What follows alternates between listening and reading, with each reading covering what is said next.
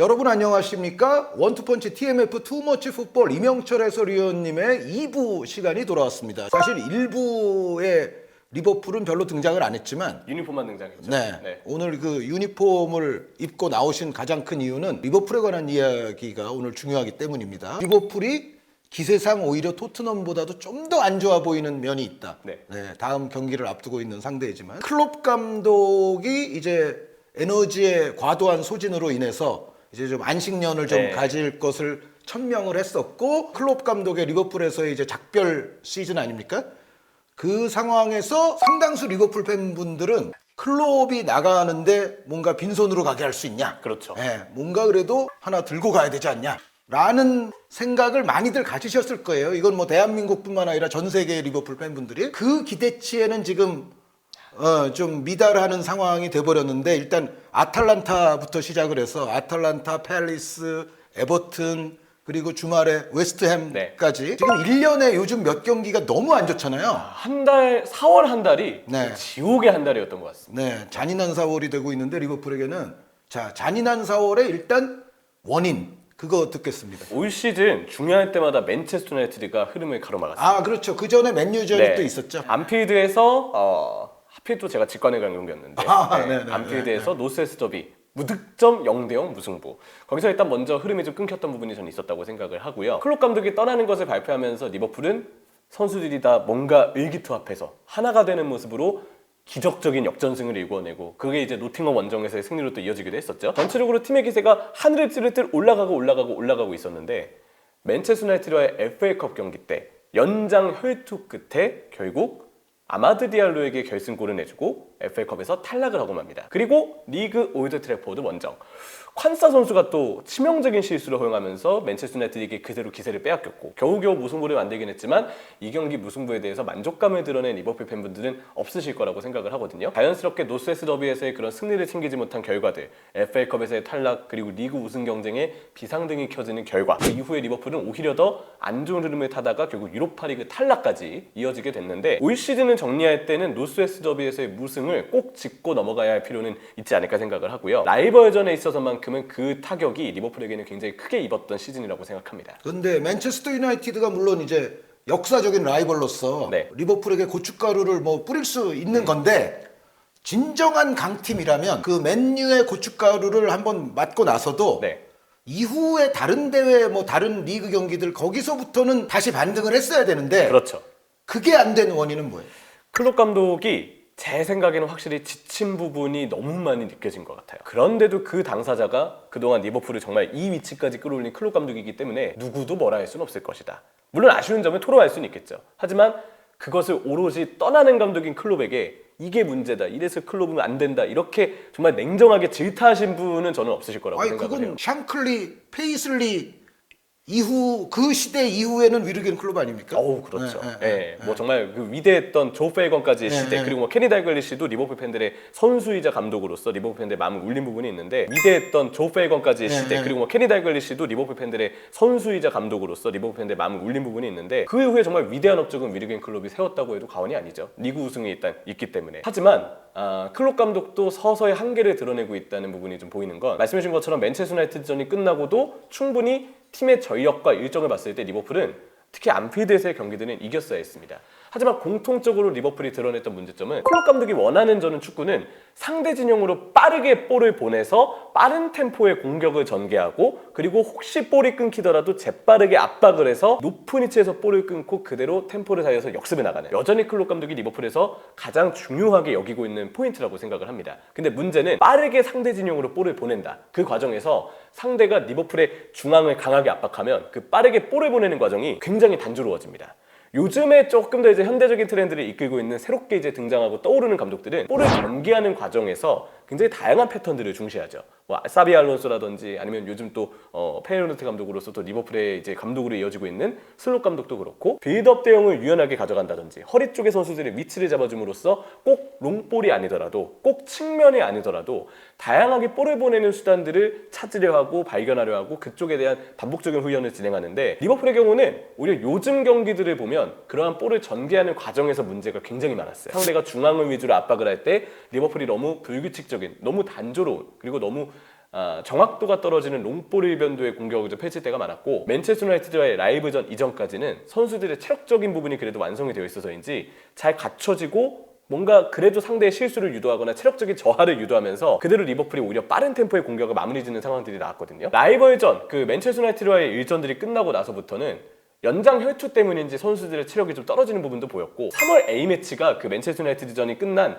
전후에 있었어요. 그러다 보니까 아무래도 A매치 여파로 선수들이 좀 지쳐있는데 이후에 유로파리그와 리그 일정까지 병행을 해야 됐고 그리고 또 하나 클롭 감독이 스파르타 프라하의 유로파리그 경기 때도 생각보다 주전들이 많이 썼거든요. 그거는 전체적인 흐름상 좀 실책이었다고 저도 생각이 돼요. 네, 물론 이제 관리를 안 해준 건 아니에요. 그 경기들을 보면 일정한 시간대에는 주축 선수들을 좀 빼주면서 나름 어느 정도는 선수들의 이 체력이나 컨디션을 좀 조절해주려는 노력들이 보이긴 했는데 근데 생각보다는 좀 많이 소진했죠. 그렇죠. 맨체스터 유나이티드와의 일정이 남아있고 또 그 전에 맨체스터 유나이티드와의 일정에서 연장까지 가는 혈투가 있었고 또 A매치로 인한 그런 여파까지 있음을 모두 다 고려를 해보면 프라하와의 경기 때는 이것보단 조금 더 힘을 뺐어야 되지 않나라는 게 제 생각이에요. 결국 그러한 이 피로들이 누적되면서 자연스럽게 선수들의 컨디션 저하로 이어졌는데 그로 인해서 리버풀은 뭔가 선수들이 상대로부터 체력을 압도하고 기세를 압도했던 그런 속도나 에너지상의 우위보다는 단순한 롱볼에만 의존하고 단순한 측면 크로스에만 의존하는 결국은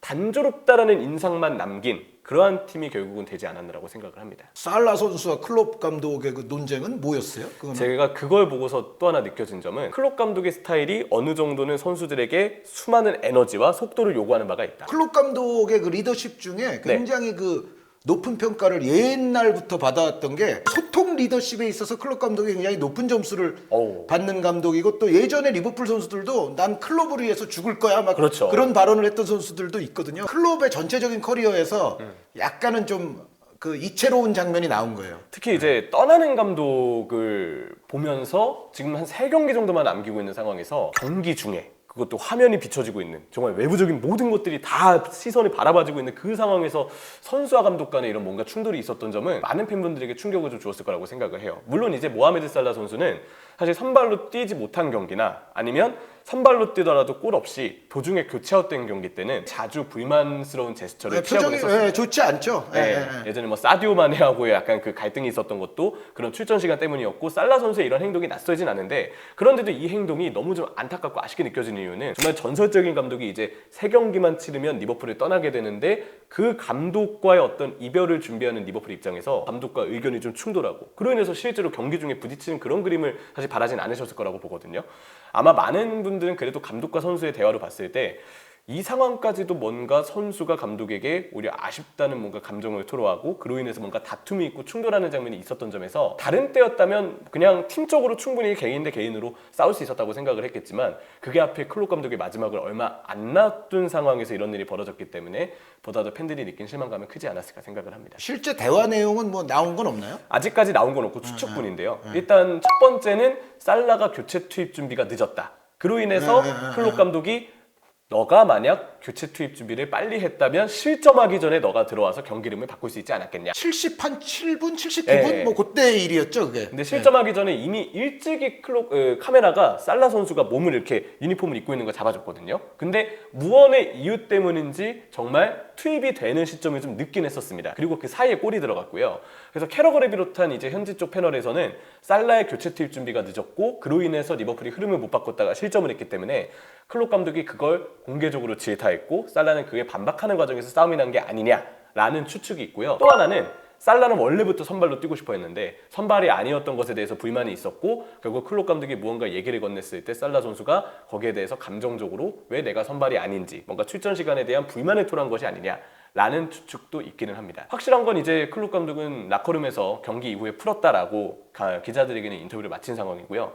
살라의 인터뷰는 조금 의미심장한데 내가 오늘 우리 둘 간에 무슨 일이 일어났는지 폭로하면 정말 파이어가 날 것이다. 큰 논란이 일 것이다. 이런 이야기를 살라 선수가 했거든요. 네. 떠나는 감독에 대한 이 메시지가 과연 이런 메시지가 맞는 것인가? 물론 이제 내부적인 사연은 아무도 모르기 때문에 함부로 말하는 건 조심스럽긴 한데 다만 팬들이 그럼에도 이 모든 상황을 다 고려하더라도 실망할 수밖에 없는 이유는 클롭 감독의 마지막 시즌에 이런 모양새를 기대했던 분들은 아무도 없으실 거예요. 선수에게 이런 대접을 받아서는 좀 곤란한 레전드 감독 아닌가. 맞습니다. 리버풀 전체 역사를 봤을 때는. 물론 살라도 그만한 레전드 선수긴 아, 하지만 그렇죠. 살라 네. 선수도 또 이 시대를 대표하는 선수임에는 틀림이 없죠. 누가 옳다고 말하기도 힘들고 누군가만 이해해주기도 힘들고 또 그 둘을 모두 이해해주자니 지금의 모양새 자체가 너무나도 실망스럽고 이번 한 번에 뭔가 웨스트햄전을 진행하고 준비하는 과정에서의 충돌만으로 벌어질 만한 사건이었느냐, 뭔가 이전부터 감정적으로 골이 좀 이렇게 깊었던 어떤 다툼이 좀 있었던 게 아니냐라는 추측까지도 지금은 할 수밖에 없는 상황이라고 생각을 해요. 네. 클롭 감독을 샹클리, 페이슬리 이런 감독들에 비한다면 살라 선수도 케빈 키건, 케니 달글리시 그 계열 아닙니까? 네.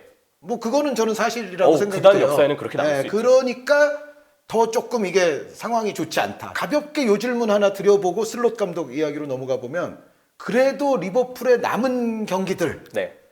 그래도 그나마 그래도 어떻게 해야 될 것 같습니까? 열심히 띄워주는 게 제일 중요하겠죠. 이번 경기 그래도 웨스트햄전 때 물론 웨스트햄이 중앙 사이 간격을 너무 많이 내주면서 리버풀이 조금 더 중앙으로 쉽게 그리고 과감하게 다른 때보다는 좀 더 전진 패스를 뿌릴 수 있는 환경이 조성이 되긴 했습니다. 리버풀이 다른 경기보다 웨스트햄전은 내용상으로는 잘 치른 경기라고 생각을 해요. 하지만 역시 수비적으로 좀 문제가 있었고 결과를 또 가져오질 못해. 지금 리버풀에게 필요한 건 결과였는데. 게다가 여전히 결정력에 문제가 있었거든요. 그 어떠한 이유인지는 모르겠지만 어떤 선수라도 다 결정력 문제가 따라오고 있기 때문에 그 어떠한 선수에게도. 네, 그 어떠한 선수에게도 모든 선수에게. 정말 모든 선수입니다. 그러다 보니까 결정력 문제를 어떻게 하면 해소할 수 있습니다 라고 얘기하는 게 확실히 뭔가 정리해서 말씀드리기는 쉽지 않은 문제이기는 해요. 근데 제가 말하는 한 가지는 적어도 최근에 폼이 떨어진 살라와 누네스를 의무적으로 굳이 출전시킬 필요는 없다. 이 선수들에게 오히려 너무 이제 출전 시간을 줄여다가 오히려 교체로 인해서 잘 나가던 경기 분위기가 갑자기 고꾸라지는 경우들도 있었고 올 시즌 내내 이러한 경기력적인 문제가 없진 않았는데 그런데도 경기 막판에 기세를 살려서 또 체급으로 찍어 누르면서 그리고 상대보다의 체력적인 우위를 오히려 살리면서 자연스럽게 리버풀이 경기를 뒤집고 이긴 경기들이 제법 되거든요. 저는 뭐 전술적인 부분이나 뭔가 여러 가지 부분에서 혹시 뭔가 팀 분위기에 문제가 있는지는 모르겠지만 다른 그 어떠한 것보다도 일단 라인업만이라도 팬들이 합당하다라고 얘기할 만한 라인업을 좀 추려서 놨으면 좋겠다.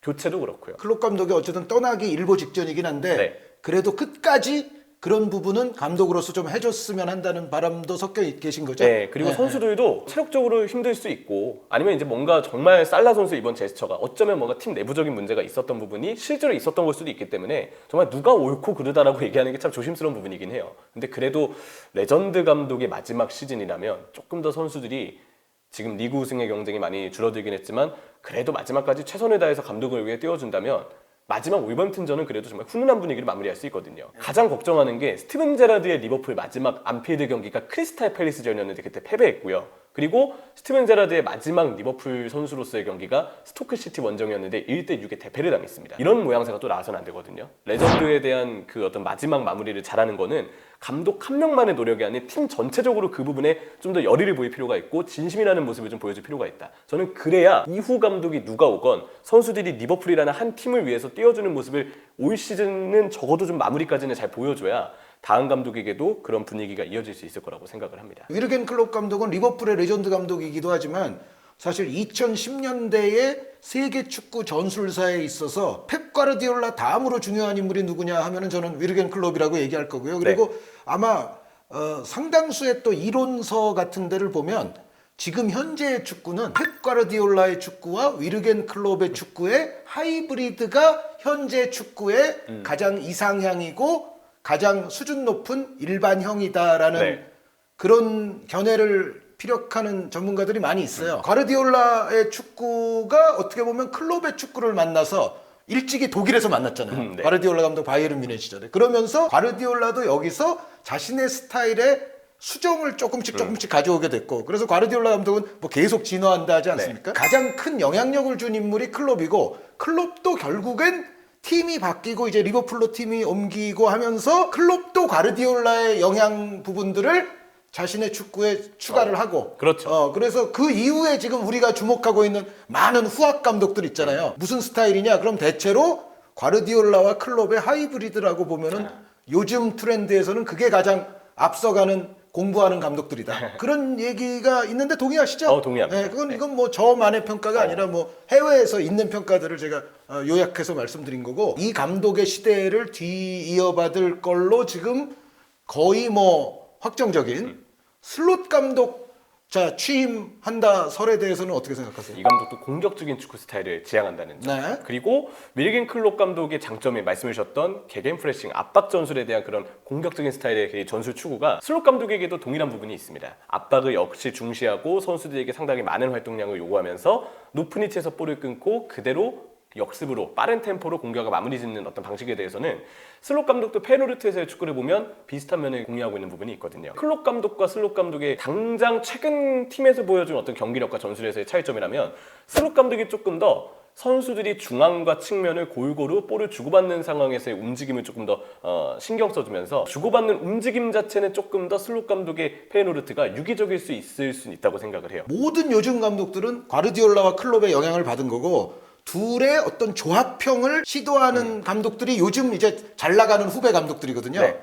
슬롯도 사실은 그 대열이잖아요. 그렇죠. 그러니까 그 부분은 클롭과 슬롯의 세대 차이에서 비롯하는 그리고 슬롯도 사실상 과르디올라 플러스 클롭의 영향을 받은 후 세대이기 때문에 그 스타일이 나오는 거 아닐까. 클롭 감독도 펩 가르디올라의 영향을 받아서 알렉산더 아놀드를 바로 풀백에서 중앙 미드필더로 그렇죠. 위치를 좀 옮겨놓기 시작하고 그러면서 이제 펩 가르디올라의 맨시티가 그렇듯 3-2-4-1의 대형을 이제 그리게 됐는데 리버풀의 이 선수 간의 간격과 패스의 길이는 맨시티의 것보다는 조금 더 길고 멀다고 봐야죠. 그거는 또 이제 리버풀 고유의 스타일도 네. 원래 좀 있는 거니까. 그러면서 알렉산더 아놀드의 미드필더에서의 그런 개인 능력이 훨씬 더 많이 발현이 되었고 측면 자원들의 파괴력이 우리 이렇게 벌어진 간격에서는 조금 더 많이 드러날 수 있어요. 네. 하지만 클롭 감독이 예상한 것보다도 좀 더 빠르게 리버풀 측면 자원들의 폼 저하, 특히 살라의 폼 저하나 루이스 디아스가 최근엔 살아나고 있지만 기복이 좀 심했죠. 게다가 결정력은 아직까지도 확실히 믿기는 조금 어렵죠. 네, 그리고 아무래도 간격 자체가 조금 넓게 벌어져 있다 보니까 그럴 때 그 멀어진 간격 사이에서 내려와서 볼을 받아주는 공격수의 움직임이 중요한데 탁포도 기복이 심했던 데다가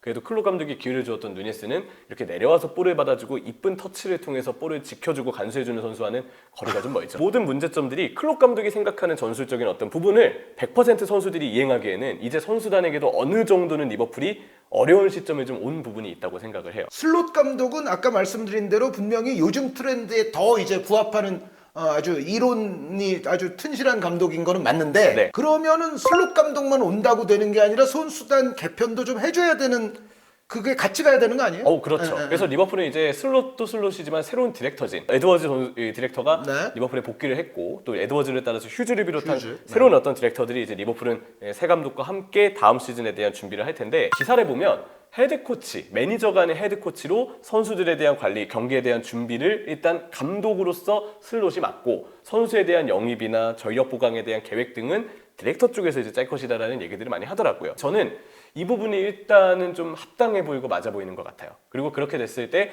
일단 당장 새 감독의 전술하에서 오히려 위치에 대한 어떤 지시를 받고 조금 더 이전보다는 기복이 줄어들 선수들이 있는가 하면 그러지 않은 선수들도 있을 텐데 그 선수들에 대한 확실한 어떤 파악과 정리 그리고 그를 위한 어떤 보강 등은 분명 필요할 수 있을 거라고 생각을 합니다. 제가 또 한 가지 요거는 약간 짓궂은 질문이 될 수도 있어요. 네. 묘하게 슬롯 감독이 유럽 대항전에서 2차례 이상 붙은 감독들이 있어요.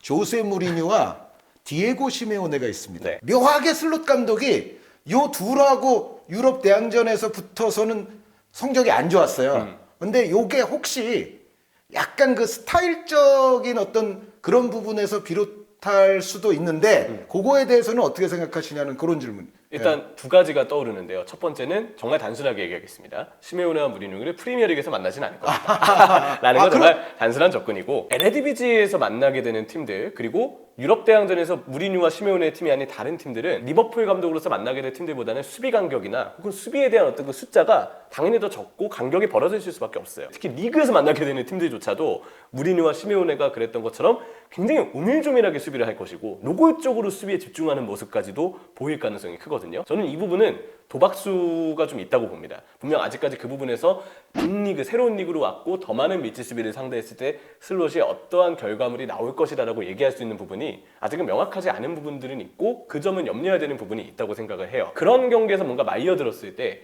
교체 타이밍이 빠른 감독은 아니었거든요. 근데 이 정도의 도박수는 클롭 감독의 후임으로 평가받은 감독들 모두가 가지고 있는 특징이라고 생각합니다. 네. 그렇기 때문에 꼭 슬롯만의 어떤 우려점이라기보다는 어떠한 감독이라도 지금 리버풀과 링크가 났던 감독들은 다 이 정도의 뭔가의 위험성과 변수들은 가지고 있다. 이건 정말 뚜껑을 열어봐야 알 일이다라는 이야기를 하고 싶고, 그런 변수가 있지만 그럼에도 슬롯이 페이노르트에서 보여줬던 축구나 지향하는 스타일을 봤을 때는 리버풀이 원하는 부분과 부합하는 면이 많기 때문에 분명 무궁무진한 가능성이 있다. 사비 알론소 감독 비롯해서 다른 후보들 이름도 분명히 여러 명이 나왔었는데 네. 지금 이미호님께서는 또 리버풀의 팬으로서 아르네 슬롯의 선임에 꽤 만족하시는 것 같은 느낌이 있거든요. 저는 만족하는 편입니다. 만족. 네. 무엇보다 슬롯은 특히 패스를 주고받는 상황에서도 조금 더 짧은 패스를 통한 유기적인 연계와 빠른 템포의 전개를 지향하기 때문에 페노르트의 미드필더를 이루었던 아주 우수한 선수를 평가받았던 퀘쿠치아 같은 선수들이 미드필더 지역에서 턴을 하면서 쭉 볼을 배급하는 어떤 그 노력들이 단순히 선수의 어떤 플레이 습관이라기보다는 그 상황을 전제했을 때 볼을 주고받는 선수들의 위치나 움직임이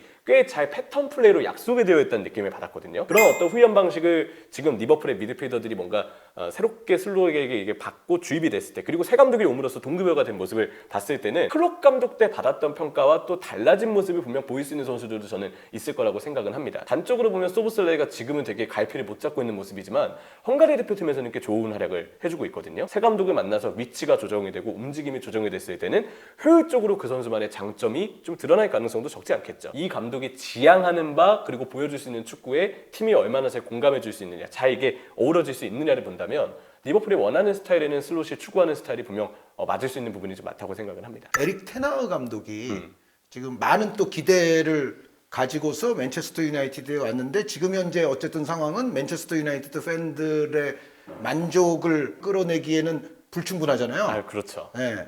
요거에 대해서는 혹시 어떻게 생각하세요? 테나흐 감독도 미트레흐트에서 아약스 감독을 맡기 전 미트레흐트에서 먼저 아주 좋은 평가를 받고 감독으로서의 가능성을 에레디비지에서 긍정적으로 검증을 받고 이제 아약스로 넘어가게 된 감독이었죠. 아약스 감독일 때 테나흐 감독이 더 본격적으로 그런 공격적인 스타일과 빌드업에 대해서 평가를 받은 부분이 있다고 보거든요. 아약스는 아약스 그 팀이 가지고 있는 유스에서부터 선수들이 이 배우게 되는 볼 주고받을 때 어떤 기술들과 빌드업 대형 그 팀의 그 고유적인 문화가 그렇죠. 정말 잘 자리 잡아 있는 팀입니다. 네. 반대로 이제 슬롯 감독이 이끈 저 당장의 뭐 알크마르나 네. 아니면 지금 이끌고 있는 페이노르트의 상황은 아약스의 그런 어떤 정말 DNA와는 오히려 좀 없는, 오히려 그런 부분들과는 좀 더 다른, 약간은 더 백지화 같은 상태에서 그 팀을 만들었다는 부분이 저는 슬롯 감독이 평가받을 부분이라고 생각하거든요. 요거 아주 재미있는 인사이트예요. 네. 그러니까 네덜란드 출신 감독들을 어떤 감정을 할 때 아약스보다는 오히려 비아약스 팀들을 이끌고 잘한 걸 좀 더 쳐줄 요소가 있다. 네. 아약스는 원래 팀 자체가 그런 팀이니까. 그렇죠. 옛날부터 일리가 있는데 요거 맨유 팬들이 들으셔도 괜찮죠? 맨체스터 유나이티드 팬분들이 저보다도 터너 감독에 대한 불만이 더 많으실 거라서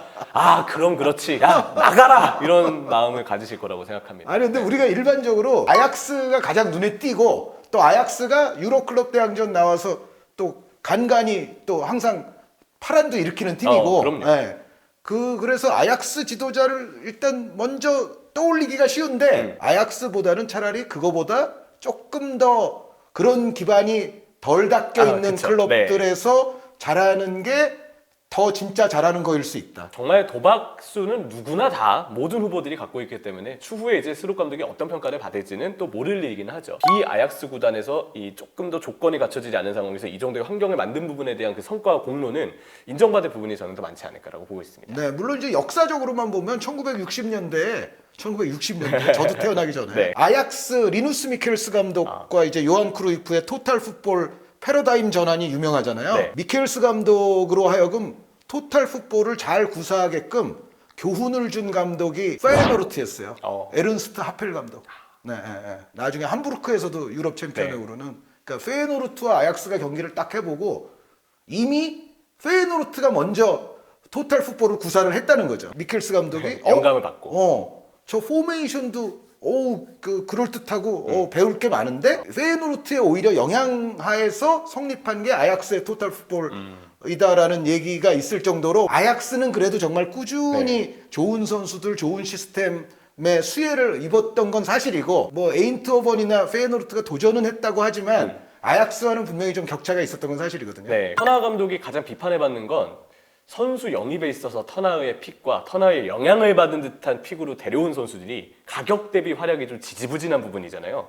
리버풀은 그걸 잘 방지하는 게 중요할 것 같아요. 슬롯 감독도 분명 본인의 픽이 있을 것이고 본인이 뭔가 선호하는 선수들이 있을 텐데 디렉터 쪽에서의 현명한 판단으로 뭔가 감독 쪽에서의 미스를 좀 줄여나가고자 한다면 그 또한 터나 감독의 감독으로서의 어떤 그 프리미어리그에서의 모습과는 또 다른 평가를 받을 수 있을 것이다. 에드워즈와 휴즈를 리버풀의 디렉터들을 좀 믿어보는 것도 중요한 자세일 거라고 생각합니다. 네, 이영철 턴아웃보다는 슬롯이 당연히 낫다. 요거 이제 올라가야 돼. 슬롯은 턴아웃과는 다르다. 네, 제가 지금 제목으로 쓸 만한 걸 여러 개 던졌습니다. 헤드라인 아주 매섭네요. 네, 그런 취지의 말씀을 하신 건 사실이잖아요. 그럼요. 네, 네, 지금 충분히 그렇게 평가할 만한 여지가 있는 거죠. 네, 본인도 부인하지 않으시고 네. 뭐 맨체스터 유나이티드 팬분들이 들으셔도 오히려 이미호님한테 공감하지 않을까라는 얘기까지 하셨어요. 네. 네, 알겠습니다. 맨체스터 유나이티드 팬분들이 들으셔도 오히려 이미호님한테 공감하지 않을까라는 얘기까지 하셨어요. 마지막으로 네. 클롭 감독 이제 떠나기 전까지 2주째로 원투펀치를 다시 안 할 수도 있으니까 네, 마지막 클롭 감독에 대한 헌사를 한마디 해주시죠. 정말 제가 리버풀에 입문을 했던 게 이제 2008년, 2009년 이즈음이었는데 딱 저는 처음 딱 리버풀을 볼 때 그 페르난도 토레스와 제라드가 정말 미쳐 날뛰었는데 그 2008-2009 시즌 마지막까지 우승 경쟁을 했다가 결국 좌절이 된 시즌이었거든요. 그 뒤에는 쭉 힘들어하는 시간만 봤었어요. 2013-14 시즌이 딱 그래도 뭔가 중간에 한번 사막에서 오아시스를 발견한 거죠. 수아레스 시즌. 네, 수아레스. 오아시스가 아닌 수아레스 시즌. 대단한 시기였습니다. 하지만 그 마이미의 결말까지도 좋지 않았고 모처럼 올랐던 챔피언스 리그조차도 2014-15 시즌 주벨리그에서 탈락하면서 브랜던 로저스 체제도 정말 어려움만 가득하구나. 정말 지칠 수밖에 없는 시간들이 좀 이어지고 있었거든요. 클롭 감독이 오면서 그리고 제가 또 딱 그 클롭 감독이 오고 두 번째 시즌부터 해외 축구 중계 해설위원이 되기 시작하면서 참 인생에서 정말 지울 수 없는 해설위원으로서의 시간, 그리고 클럽의 리버풀을 중계할 수 있는 시간, 꼭 중계가 아니더라도 라이브로 보면서 열광할 수 있는 시간, 리버풀 현지 팬들조차도 무려 30년을 기다려야 했던 1부 리그 우승의 순간까지 함부로 앞으로 또 쉽게 경험하기 힘든 정말 행복했던 시간들은 저는 참 많이 맞이했던 것 같습니다. 팀을 중계하고 평가하는 입장에서 무언가 아쉬운 부분들이 있을 때는 그조차도 객관적으로 다루기 위해서 뭔가 아쉬운 부분들이 있다, 이런 점들은 좀 개선이 필요하다, 이런 이야기들을 하긴 했었지만 그보다도 더 클롭 감독의 좋았던 점에 대해서는 정말 입이 닳도록 얘기를 해야 되는 게 좀 맞지 않나라고 생각을 해요. 그렇기 때문에 클롭 감독이 이제 곧 리버풀에서의 마지막 커리어를 맞겠지만 추후 클럽의 리버풀을 다시 한번 결산하고 정리할 때는 정말 좋은 기억들만 가득할 것 같습니다. 그리고 제 개인으로는 그 시기가 제가 한창 정말 열심히 해설위원으로서 중계를 했던 시기와도 많이 겹치는 부분들이 있어서 제 인생에서도 참 클럽의 리버풀은 그 정말 큰 페이지를 차지할 것 같다라는 그런 생각을 좀 하게 됩니다. 제가 아마 아직 배정이 확정되진 않았는데 리버풀 울버햄튼 그 최종전은 아마 그래도 제가 중계를 하지 않을까 생각을 하거든요. 근데 제가 사실 눈물이 좀 많은 편이어서 마지막에 그 박수 받는 그림이 나올 때 중립 중계를 해야겠지만 좀 어떤 감정일지는 잘 모르겠습니다. 저는 좀 가볍고 네. 경쾌하게 하겠습니다. 바르디올라 감독만 없었으면 클롭의 리버풀이 훨씬 더 많이 해먹었을 것 같습니다. 해먹었을 것 같습니다. 맞죠. 그렇죠. 네. 네. 그렇죠. 그럴 것 네. 같죠. 무조건 맞죠. 아스날 팬으로서도 말씀드리고 싶습니다. 가르디올라 감독도 이제 좀 환경도 바꾸고 좀 휴식도 해야 되지 않겠습니까? 왜 그렇게 끝까지 있는 겁니까 도대체? 아니 보세요. 바르셀로나 4년, 바이에른 뮌헨 3년이잖아요. 네. 네. 여기 너무 오래 있어 지금. 맨시티는 지금 연도를 맞다서 벌써 9년 아니 횟수로는 9년 그러니까 아닙니까? 네. 그 너무 오래 있다니까 지금. 이제는 새로운 환경도 좀 모색을 해보시고 요럴 때가 좀 되지 않았나. 펩 가르디올라 감독께 진심으로 네. 권고해드리면서 가르디올라가 존재하지 않았다면 클롭이 더 큰 시대를 자신의 것으로 EPL에서 만들 수 있었을 것이다라고 생각을 하고요. 클롭 감독 리버풀을 통해서 그리고 사실 뭐 그 이전 마인츠 도르트문트 때부터 유럽 축구에서 정말 굵직한 족적을 전술사적으로도 남겨서 저도 정말 박수를 보내드리고 싶습니다. 네. 축구 팬으로서 진짜 역대급 경쟁을 참 봤던 것 같아요. 프리미어리그에 네. 이토록 현대적이면서도 그러면서도 물고 물리는 그 차이가 정말 작았던 그러한 경쟁이 또 있었을까 싶을 정도로, 그러면서도 두 감독 간의 맞대결은 또 굉장한 재미를 주었잖아요. 2010년대 축구의 경쟁이 두 가지가 있어요. 네.